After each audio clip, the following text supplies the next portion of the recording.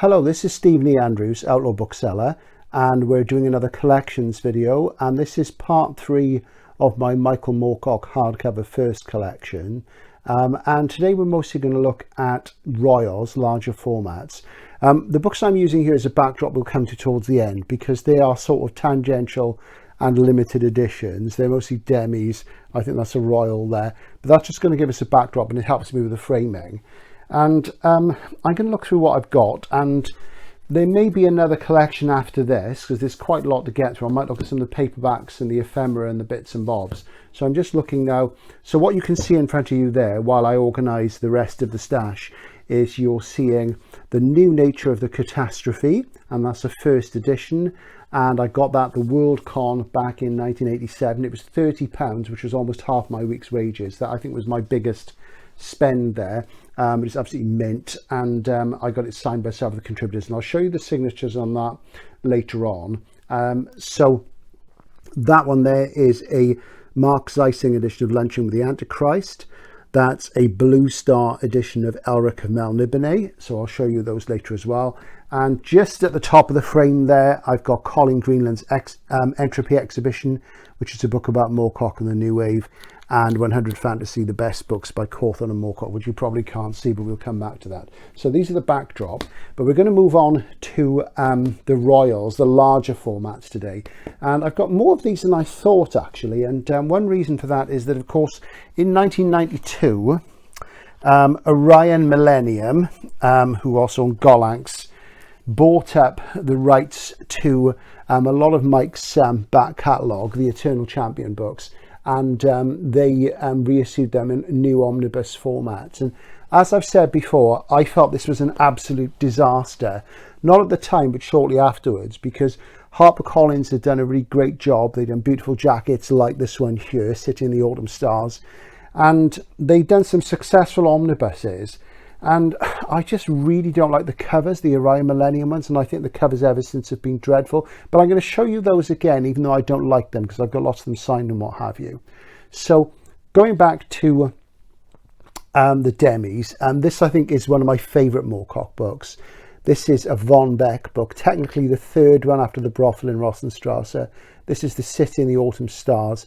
Absolutely gorgeous Grafton hardcover, and the second time I got Mike to Bath to do an event with me, and this is where he signed it, and this was the book he was promoting at the time. That's a bookmark from my book 100 must-read science fiction novels in there. I actually put this in my 100 must-read fantasy novels alongside Elric of Melniboné, because I love it so much, and it's a great book, and absolutely beautiful, as you see, really gorgeous, and an underrated novel in my opinion. And there's the rear of the jacket, absolutely spectacular.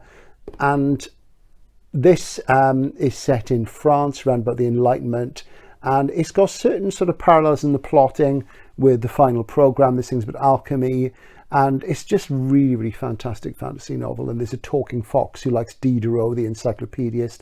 I've actually read Diderot. I mean, you don't hear anything about him now. You know, he wrote a novel called This Is Not a Novel. And of course, this is like in the 18th century, and that's like sort of postmodernism before there was modernism. So I'm quite proud about that. I can't remember a thing about it because it was a long time ago. But that's The City in the Autumn Stars. I think one of the most beautiful Moorcock firsts that's out there. Absolutely lovely. It's very hard to find in this condition. Usually you see it, it's in an absolute state, but I've always looked after mine because I've always really loved it. Going back a few years before that, because the Royal became a more common format in the 80s, we have Mother London, which was sort of Mike's big attempt at sort of, you know, completely smashing the mainstream. And this was the book that inspired me to get him to Bath to do an event with me first. He had done an event at the Pan Bookshop in Bath, which I ran for about 6 months in 1985. That was the first bookshop I managed. But Mike had come there several years before that. I found a reference to it either in a paper or a press cutting or something. So I got Mike down to the bookshop I was working in to run this, and that was the first event I sort of really did all my own. And again, nice little dedication and doodle there on the full title page. And we had a fantastic time, and another Jerusalem Commands bookmark signed there. And this did really well in hardcover and paperback, got great reviews. It was a Penguin paperback, and I remember having a window full of it. £9.95, those are the days. A great big novel. Some people say it's a mainstream novel. There is actually a fantasy element in there. It's sort of a London sort of version of Midnight's Children in a way. And it was published by Seca, a great literary publisher. And when I promoted this event, we did it on a Saturday at lunchtime, and I put up flyers in pubs and takeaways, those sort of things. So I wanted the traditional Moorcock fan base and anybody else who was sort of passing by, who's interested in literary fiction. It was a great success, so that was great. So that wasn't the first time I met Mike. I'd met him a year or so before at the Worldcon, so that was the second time I met him.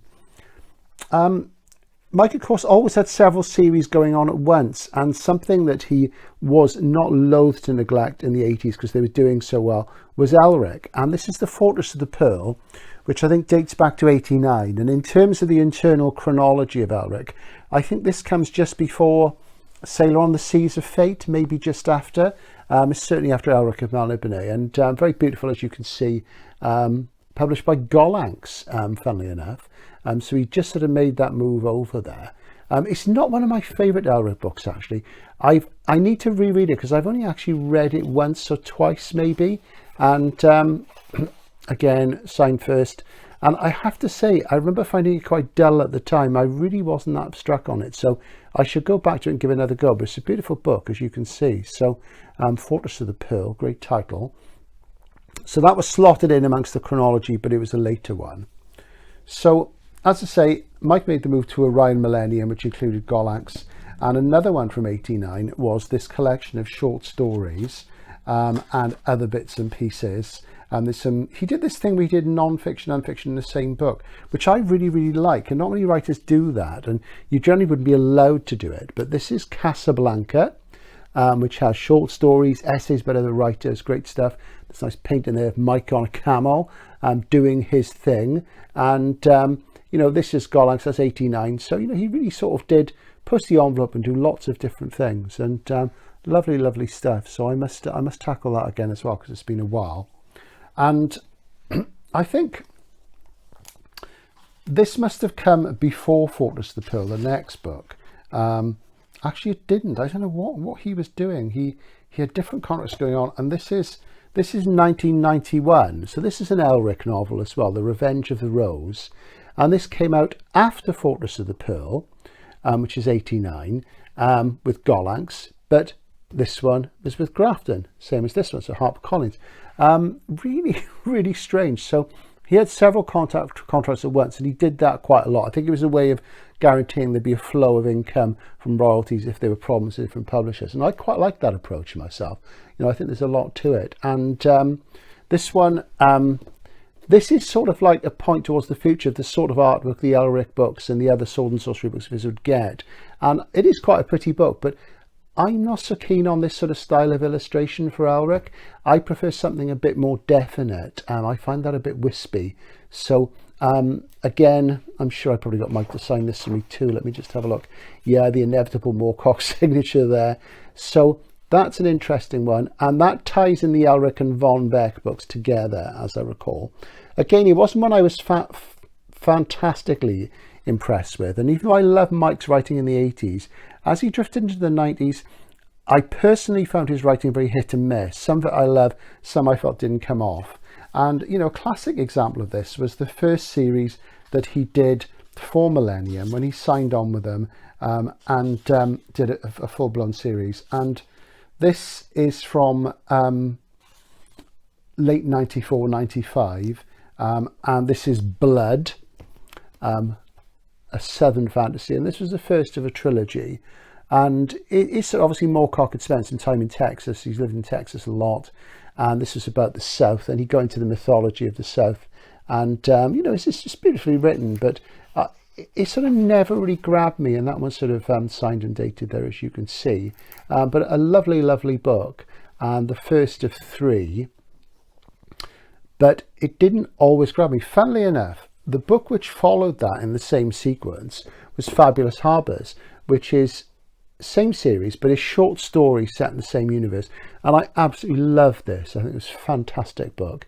And again, I don't know whether I got Mike to sign this for me. Let's have a look, because I didn't really see him after 92. I was in touch with him online occasionally. So that's sequel to Blood, and it is actually short stories, and I really loved that. They're very handsome books together there. And finally, to end the trilogy, and this is in 96, and this one is signed, so I don't know whether I bought it signed from a dealer, because it's got an archival jacket of the kind that I personally don't use, that I don't put on my books, so I think I must have. And this is War Amongst the Angels, which completes the trilogy. And again, I didn't really get on with that, so at some point I do have to tackle these again. So that's that entire trilogy there, and of course it all links to Eternal Champion. Very beautiful stuff, as you can see. Absolutely lovely. So great books. You know, you don't get many things as beautiful as this. I'm just going to pull them back a bit because we want to fit them into the frame so you can see other stuff coming up. So that's that trilogy there. Just going to lay that there. And moving on, we then find Mike moving into a different sort of stage of his career, and these might be a little bit out of order. And the next book I'm going to show you is one I haven't actually read. I've had it for years, and I think I bought this from a dealer again, or maybe directly from the publisher. This is from 1997, and I think I bought it fairly new, so I've had this about 20 years and not read it, so I guess I'm saving it up. And this is Moorcock's Tales from the Texas Woods, and it's from Mojo Press. Very nice indeed. Lovely cloth there, gilt embossing, really smart. And lovely white paper, great end papers, lovely white paper. But I've not actually read this, at least I don't remember reading it, so I must tackle that at some point. And there we go. Again, Mike, because he was living in the States, was very much getting into the sort of mythological aspects of the US. And so that's one I need to tackle. So I've kind of got that saved up for my retirement, as it were, for when I want a fresh Moorcock. Sadly, the time will come when he's no longer around and no longer writing, though that doesn't seem realistic. It's like Mike's always been there. You know, it's one of those things. So he always seems to have been around. So another sort of interesting one from Scribner, and this dates back to, let me just see, this is let's just if I can find, this is 2000, so this is 20 years old now as well. This is a book I need to reread, is King of the City, which is ostensibly a mainstream novel, and that's one I need to go back to because I have read it, but again, it didn't grab me. As you see, I'm saying this quite a lot about the work after 1990. It doesn't always do it for me, and you know, I feel bad about it. This is a very uncommon hardcover. I don't think there were many printed, and it's very collectible indeed, apparently. So that's one to watch out for. Again, if you do see it, usually in a terrible state, but well worth picking up. So worth looking out for. Of course, Mike sort of went back to Elric several times because, of course, we all love Elric, and you know, we can't leave him alone, and Mike couldn't leave him alone. The fan base always want more of his stories. He is the most popular incarnation of the Eternal Champion. So we sort of returned to Elric again more recently, and there's a trilogy, as it were, which comes, and this is 2001, and this is from Simon & Schuster, and this is The Dream Thief's Daughter. And this reminded me a lot when I read it of Fortress of the Pearl, and as a consequence, again, I wasn't that first on it. So, you know, I do love early Moorcock. Once we get to about 1990, I do start to have my issues, and lovely book though, and great depiction of Elric there on the cover. And you know, this is one which again didn't really grab me. It's fairly common, you see it here and there, but I wasn't that struck on it. So there were two other sort of books in that later sequence, which I'm going to show you now. And again, this is one which I'm trying to think what the just check the order they run in, because it is a while since I've looked at these. And you know, the grey matter does get greyer as time goes on. So that was 2000 for The Dream Thief's Daughter. And then let's just check the dates. So I just want to check the dates on the other two volumes in the sequence before I show them to you, because I'm not certain of the publication order. So let's see. Okay, so the second one of the sequence was The Scorching Tree from Warner Books, which is, you know, rather beautiful again. Absolutely lovely. And again, it has that style of illustration that I'm not too keen on. I prefer the sort of more Achilleos ones and the sort of Grafton paperback edition covers. So that's got nice white boards, quarter bound there, very, very pretty indeed. And I have read this, and I want to read it again because I don't think I paid enough attention to it. But again, I wasn't that fussed on it. So, you know, as you can see, I keep saying this because I did have my issues. What I absolutely loved, though, was the third book in this late Elric sequence. And this came out in 2005. And this is The White Wolf's Son. And I thought this was fantastic. And it's written from the point of view of a young girl. So it feels a bit like a YA adult sort of novel in terms of point of view. And it's really, really great. It blew me away. It's absolutely fantastic. And that's sort of my favourite sort of late Moorcock books, Warner books again. Very, very beautiful. So that's sort of third in that trilogy. I'm going to pop it in the middle just so you can have a proper look at it there. And I thought that was absolutely fantastic. Great book.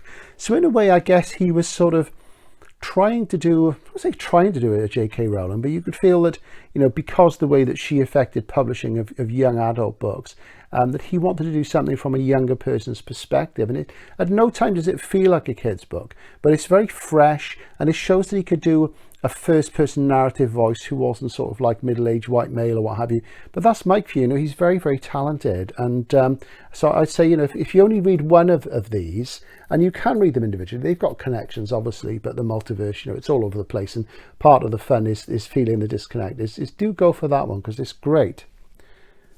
Something else that happened late in Mike's career was the final completion of the Between the Wars sequence, the Colonel Piat books. And we had to wait a long time, I think from about 1992, 93 from Jerusalem Commands. And finally in 2006, Cape published The Vengeance of Rome, the last of the Piat books. And absolutely fantastic stuff, really cracking looking. And as you see, like the others, it's a royal. The others, as you saw in the previous video, demis, so it doesn't quite fit, but it is Cape. And lovely job they do as always.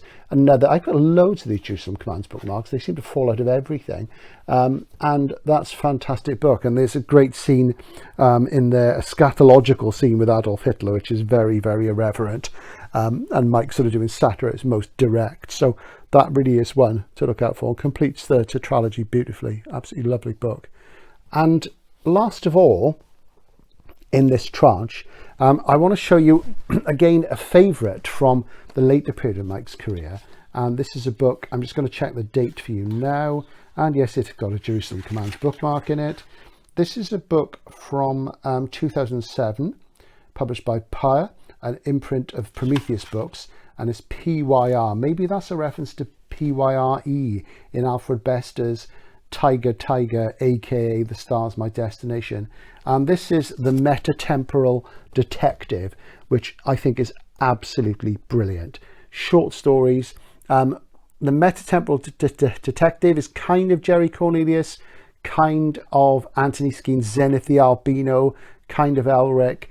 These are great sort of London club stories, lovely shiny jacket, red boards, and I think this is fantastic. I don't even know if there's ever been a UK edition of this, but really beautiful book.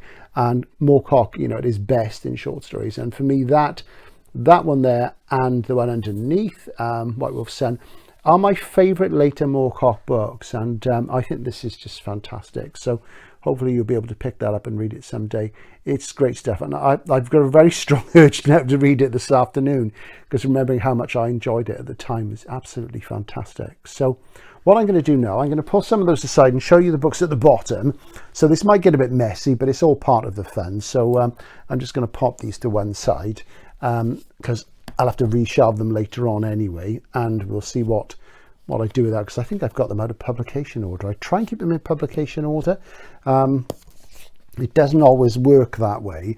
And my sort of key period of being a major Moorcock fan was in the sort of 80s and has receded since, as you have seen, but I'm still very, very fond of his work, and I'll always go back to it. And I am looking forward to, at some point, I want to do a big Moorcock binge. One of my plans for retirement, which is some years off yet, is to read all these things again, you know, in sequence, maybe not, but to read them all again and re-experience them, because some of them I've read several times, some I've only read once, and as you see, there's a few here where I feel I haven't done them justice. So just to pull these royals aside, and we'll have a look at some of the oddities at the bottom. So there we go, let's get rid of those. So we're going back to the roots here at the bottom, and here's the Entropy exhibition, Routledge.